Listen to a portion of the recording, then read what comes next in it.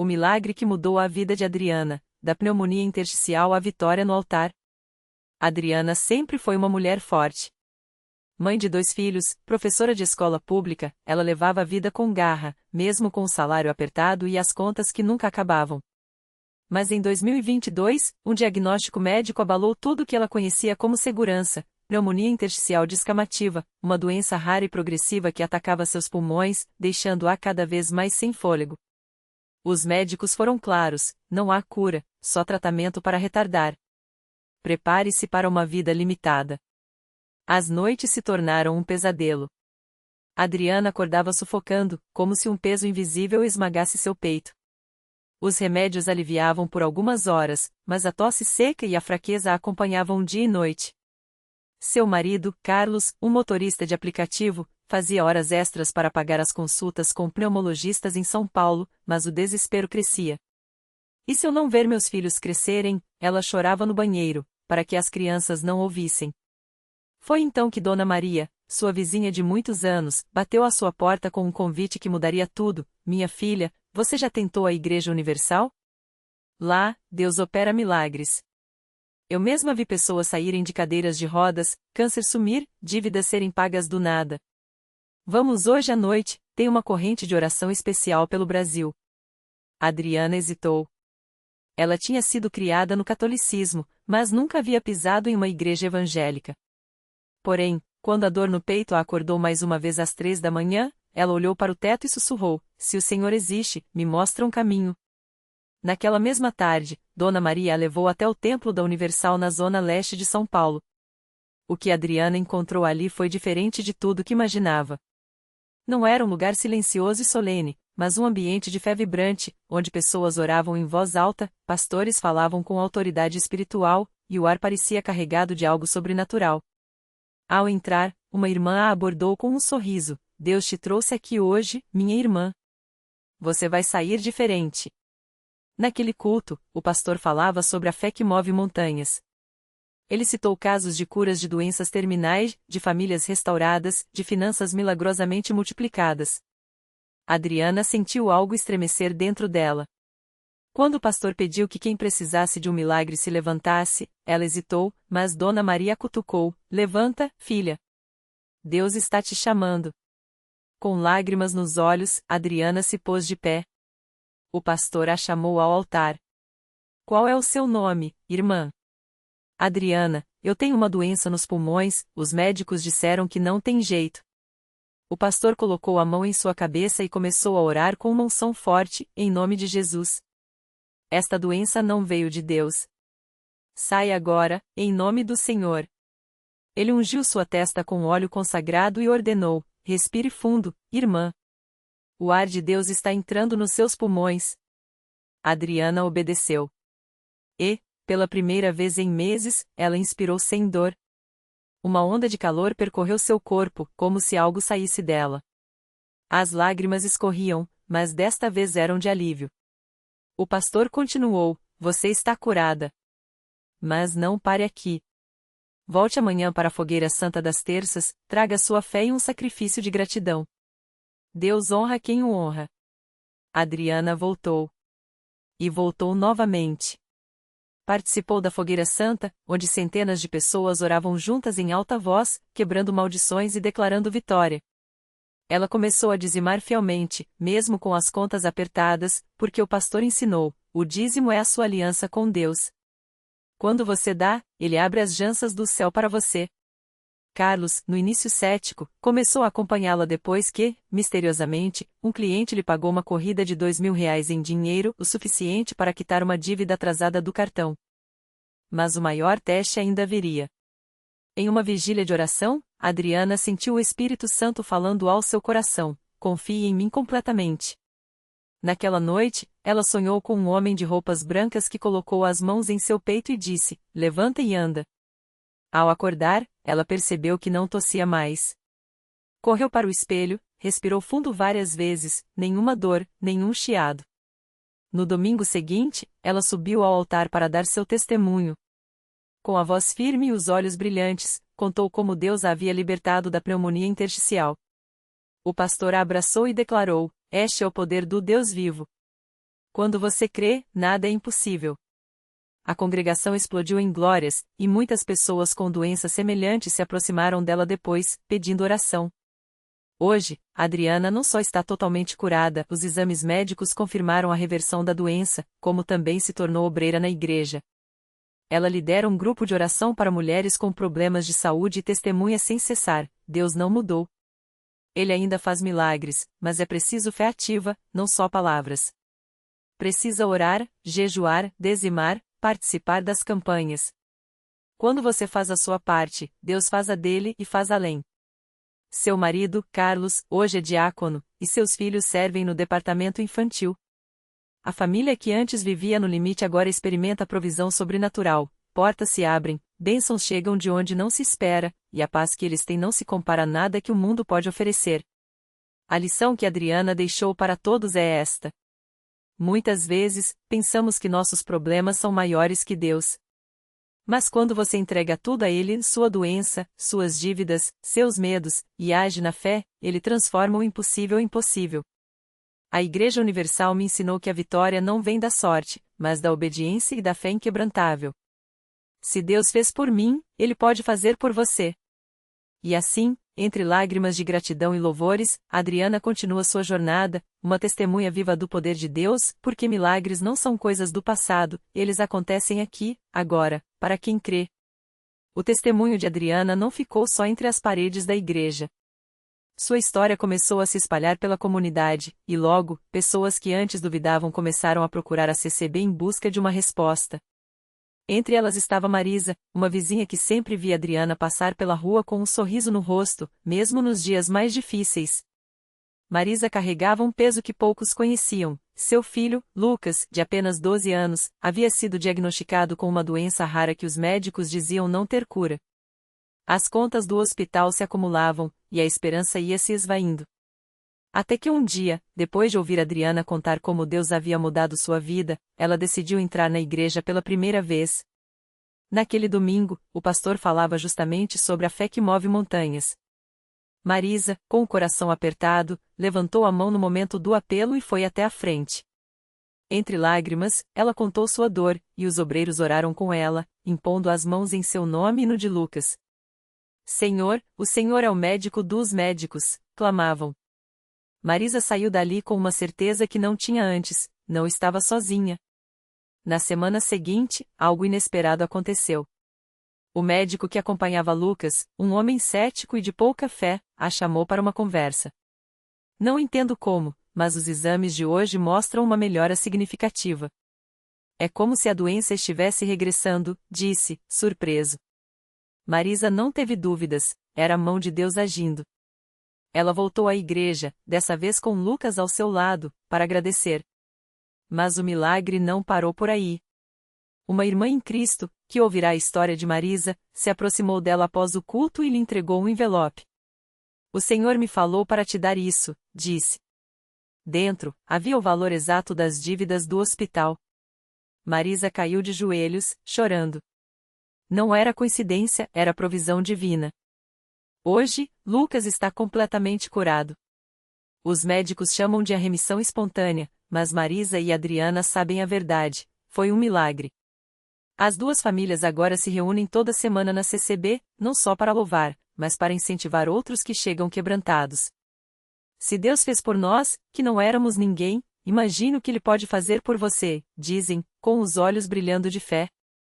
E assim, como uma semente plantada em terra fértil, o testemunho de Adriana gerou frutos que nem ela imaginava. A igreja crescia não só em número, mas em fé. Porque quando uma vida é transformada, ela se torna um farol, e onde há luz, as trevas não podem permanecer. Os milagres continuam acontecendo, provando que, para Deus, não existe caso perdido. Basta crer. No mesmo bairro onde Adriana e Marisa agora compartilhavam suas histórias de fé, morava um homem chamado Roberto. Ele era conhecido por todos como um homem amargurado, que havia perdido a esperança depois de anos lutando contra o vício em álcool.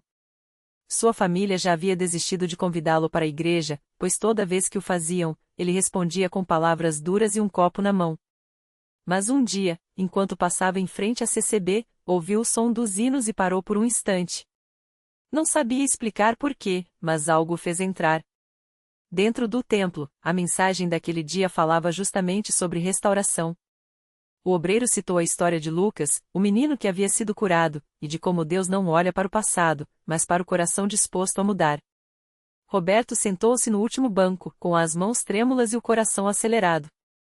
Quando o convite para oração foi feito, ele não resistiu. Levantou-se, caminhou até o altar e, entre lágrimas, pediu perdão a Deus e força para vencer a batalha que o consumia. Os irmãos da igreja o abraçaram sem julgamento. Alguns deles, que também haviam superado vícios, se aproximaram para encorajá-lo. Deus não te abandonou, Roberto. Ele só estava esperando você dar o primeiro passo, disse um deles, colocando a mão em seu ombro. E assim começou sua jornada de transformação. As semanas passaram, e Roberto, que antes chegava em casa bêbado e agressivo, agora voltava com a Bíblia na mão e um sorriso no rosto. Sua esposa, Dona Maria, não acreditava no que via. Uma noite, enquanto ele orava em voz alta, ela entrou no quarto e, pela primeira vez em anos, os dois conversaram sem rancor. Eu pensava que você nunca ia mudar, ela confessou, com lágrimas nos olhos. Mas Deus é maior que todas as nossas falhas, respondeu Roberto, segurando suas mãos. O milagre na vida de Roberto não foi apenas a libertação do álcool, mas a restauração de sua família. Seus filhos, que antes tinham vergonha de apresentá-lo, agora o viam como um exemplo. E assim como Adriana e Marisa, ele também passou a testemunhar. Se Deus pode tirar um homem das trevas como eu, ele pode fazer o mesmo por qualquer um, dizia, com a voz firme e os olhos cheios de gratidão. A CCB daquele bairro se tornou um lugar onde as pessoas não apenas ouviam sobre milagres, mas os vivenciavam. Cada testemunho fortalecia a fé de quem chegava, e cada vida transformada se tornava uma prova viva de que Deus ainda age com poder. Não eram histórias inventadas, nem coincidências, eram sinais de um Deus que não desiste de ninguém. E assim, como uma corrente de bênçãos, o que começou com a fé de uma mulher desesperada se multiplicou, alcançando vidas que pareciam sem saída. Porque na CCB, não há espaço para desânimo. Há lugar para quem quer começar de novo, para quem precisa de um milagre, para quem ainda acredita que, com Deus, tudo é possível. E os milagres, eles continuam, sempre. Era uma tarde de sábado quando o irmão Paulo, um dos diáconos mais dedicados da igreja, recebeu um telefonema desesperado. Do outro lado da linha, uma voz trêmula pedia ajuda. Irmão, é a Dona Maria, mãe do menino Lucas. Ele está muito mal, os médicos não dão mais esperança, só Deus pode salvar ele agora. O coração de Paulo apertou, mas ele respondeu com a mesma fé que via todos os dias naqueles salões: Dona Maria, não chora não. Nós vamos orar, e Deus vai fazer o que só Ele pode fazer. Traga o Lucas para cá agora mesmo. Em menos de uma hora, a pequena ambulância parada na porta da CCB chamava a atenção de todos. Dentro dela, o Lucas, de apenas 9 anos, lutava para respirar, os lábios arroxeados, o corpo fraco depois de meses de uma doença rara que os médicos não conseguiram vencer. Os irmãos já estavam reunidos em círculo, com as mãos levantadas, cantando hinos de fé enquanto aguardavam. Quando a maca foi tirada do carro, o silêncio tomou conta do lugar. Só se ouvia o choro abafado da mãe e o som das orações sussurradas. O pastor se aproximou, colocou a mão na testa do menino e, com voz firme, declarou: em nome de Jesus, esta doença sai agora. O sangue de Cristo tem poder para curar. Não houve gritos nem espetáculo, apenas uma fé sincera que enchia aquele espaço. E então, algo aconteceu. Primeiro, foi um suspiro fundo. Depois, os dedos de Lucas se mexeram. Os olhos, antes semicerrados pela fraqueza, se abriram devagar. A mãe, de joelhos, viu o filho olhar para ela e murmurar: Mãe, tô com fome. Um grito de alegria explodiu na igreja. Médicos que estavam presentes, descrentes no início, se entreolharam atônitos enquanto verificavam os sinais vitais do menino, a respiração normalizada, o pulso forte, os níveis de oxigênio subindo como se nada jamais tivesse estado errado. Naquela noite, não houve quem saísse da igreja do mesmo jeito que entrou. Os que vieram com dúvida saíram com certeza. Os que estavam feridos, com esperança. E o Lucas, que deveria ter sido levado para casa apenas para se despedir, correu pelos corredores da CCB, abraçando todo mundo, como se quisesse provar que milagres não são coisa do passado. Dias depois, os exames confirmaram, não havia mais nenhum vestígio da doença. Os médicos chamaram de a remissão espontânea, mas todos ali sabiam a verdade. Era mais um sinal de que, onde há fé, Deus age. E a CCB continuava sendo esse lugar onde o impossível virava possível, não por mérito de homens, mas pela graça de um Deus que ouve o clamor do seu povo. A notícia se espalhou rápido. Pessoas de outros bairros, até de outras cidades, começaram a chegar, trazendo seus doentes, seus desempregados, seus corações partidos. E a cada reunião, novas histórias surgiam: o viciado que largou as drogas depois de um culto, a família que se reconciliou após anos de brigas, o homem que, depois de anos sem trabalhar, recebeu uma ligação com uma oferta de emprego no mesmo dia em que foi ungido. Não era magia. Não era sorte. Era a mão de Deus se movendo sobre vidas que se rendiam a Ele. E o mais lindo era ver que, para cada milagre recebido, nascia um novo servo, disposto a levar aquela mesma esperança adiante. Porque na CCB, ninguém sai como entrou. Sempre tem uma mudança. Sempre tem uma bênção. E os milagres? Eles não param. Eles só começam. Entre essas histórias que marcavam corações, tinha a de Dona Maria, uma senhora de 62 anos que chegará à igreja arrastando os pés, com o rosto marcado pelo cansaço de anos lutando contra uma doença nos rins. Os médicos já tinham dito que ela precisaria de diálise pelo resto da vida, que seus rins não tinham mais jeito. Mas Dona Maria não aceitou aquele veredito como final. Se Deus curava na Bíblia, por que não curaria ela? Ela começou a frequentar as reuniões, mesmo quando as dores eram tão fortes que mal conseguia ficar em pé. As irmãs da igreja a sustentavam nos braços, oravam por ela, e ela, com lágrimas nos olhos, só repetia: Senhor, eu creio. Ajuda a minha incredulidade. Até que, numa sexta-feira à noite, durante um culto de oração, o pastor fez um chamado especial para os enfermos. Dona Maria foi até a frente, ajoelhou-se, e enquanto as mãos eram impostas sobre ela, sentiu algo estranho, uma espécie de calor percorrendo seu corpo, como se uma corrente de água viva estivesse lavando por dentro. Naquela mesma noite, ela sentiu fome. Coisa que não acontecia há meses.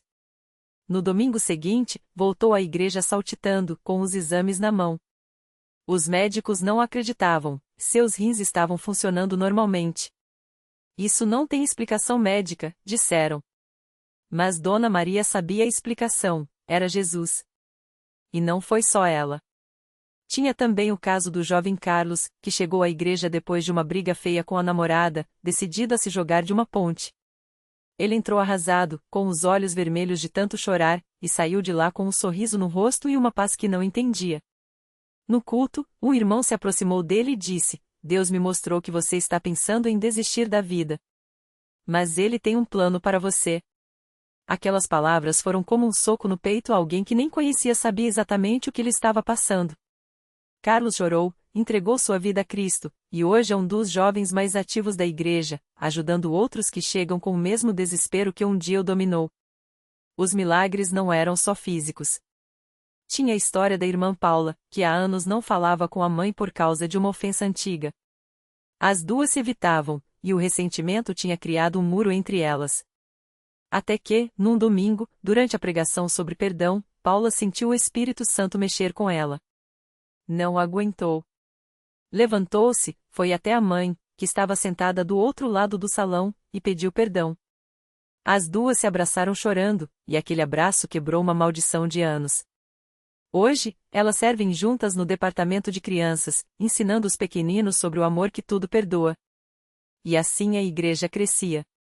Não por estratégias humanas, não por campanhas de marketing, mas porque Deus estava ali, no meio do seu povo, fazendo o que só Ele pode fazer: transformar cinzas em beleza, dor em alegria, morte em vida.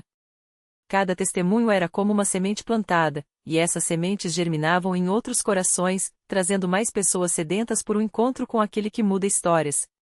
Os cultos ficaram lotados. As orações, mais intensas. E os milagres? Eles não davam trégua. Um homem que não andava há 5 anos se levantou do cadeira de rodas e deu os primeiros passos no meio da congregação. Uma mulher que não conseguia engravidar há uma década descobriu que estava esperando um bebê depois de ser ungida com óleo. Um casal à beira do divórcio renovou os votos no mesmo altar onde quase um ano antes tinham chorado pela separação. E o mais bonito era ver que, depois de cada milagre, a pessoa não saía da igreja igual. Ela voltava. Não só para agradecer, mas para servir. Porque na CCB, ninguém recebe uma bênção e guarda só para si. Quem é tocado pelo poder de Deus vira um canal desse mesmo poder para outros. Era como se aquele lugar tivesse se tornado um poço de água viva. Quem chegava com sede, saía saciado. Quem chegava quebrado, saía restaurado. Quem chegava sem esperança, saía com um propósito. E assim, a fama dos milagres se espalhava não por boatos, mas por vidas transformadas, pessoas que, antes, eram sombras do que poderiam ser e, agora, brilhavam com a luz de quem tinha encontrado a razão de viver. Porque quando Deus começa a agir, não tem como conter. E naquela igreja, ele não tinha pressa de parar. O último milagre e a semente que nunca morre. Naquela noite, quando os últimos fiéis já se retiravam, uma mulher entrou arrastando os pés, como se cada passo fosse uma despedida. Seu rosto, marcado por anos de dor, escondia um segredo que nem as lágrimas conseguiram lavar. O médico havia dado poucas semanas de vida ao seu filho, um menino de 10 anos que, na cama do hospital, já não conseguia nem sorrir. Se Deus existe, por que ele espera tanto para agir? Ela sussurrou, mais para si mesma do que para o pastor que a recebeu com um abraço silencioso. Não houve sermão. Não houve promessas vazias. Apenas mãos unidas em oração, e um coro de vozes que, como um rio, levou seu pedido até o trono de Deus. Quando abriu os olhos, a mulher sentiu algo diferente no ar, uma paz que não vinha das circunstâncias, mas de uma certeza inexplicável. Vá para casa, disse o pastor. Amanhã, você verá. E ela viu. Ao raiar do dia, o menino acordou, sentou-se na cama e pediu água. Os médicos, atonitos, não encontraram mais vestígios da doença que o consumia. Mas o verdadeiro milagre não foi apenas a cura, foi o que aconteceu depois. Aquele menino, anos mais tarde, se tornaria um médico. Não para ganhar fama, mas para estender as mãos aos que, como ele, já haviam ouvido a frase "não há mais esperança". E sua mãe? Virou uma das primeiras a chegar à igreja todas as manhãs, não para pedir, mas para dizer: Senhor, usa-me. Que minha história seja farol para quem ainda está no escuro. Reflexão final. Milagres não são apenas o fim de um sofrimento, são o início de uma missão.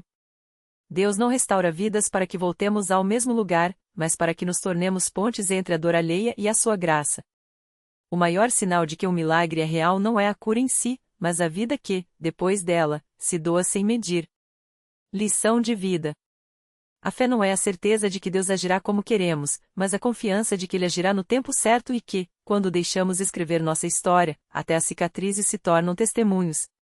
Porque o milagre verdadeiro nunca termina em nós. Ele começa.